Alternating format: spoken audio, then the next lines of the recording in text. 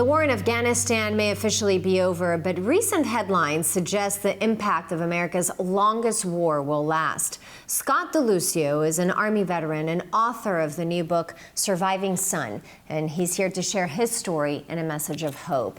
Scott, thank you so much for joining us. Thank you, Sasha, for having me on.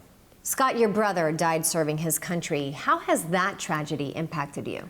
Yeah, so my brother and I were both raised in a very patriotic family. We both joined the military after 9/11, answering our country's call to service. And we were both deployed at the same time to Afghanistan in 2010, where my brother Stephen was tragically killed.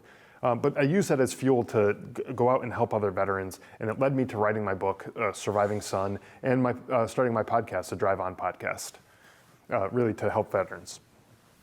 I'm so sorry for your loss. Thank you so much for sharing, though.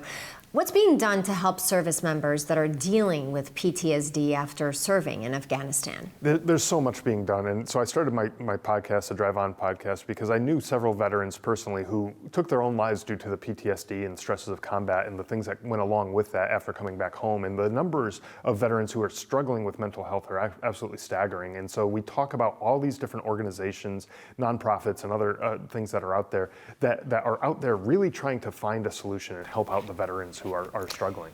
Your book reveals some raw emotions. What message do you hope readers walk away with?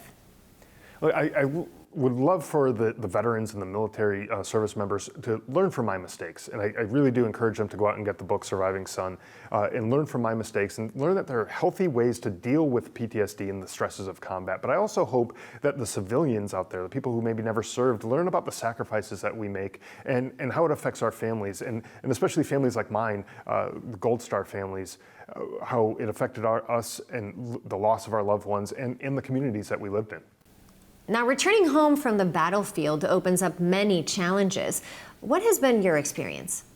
Yeah, I had a hard time coming back home, quite frankly, and I talk about a lot of that in the book, in Surviving Son. It's really raw and open and an honest look into my life, and I think that helps paint a bigger picture in the book, Surviving Son, to talk about not only the stresses of combat that I had to deal with, that a lot of veterans do, but also losing my only brother at the very same time of dealing with combat.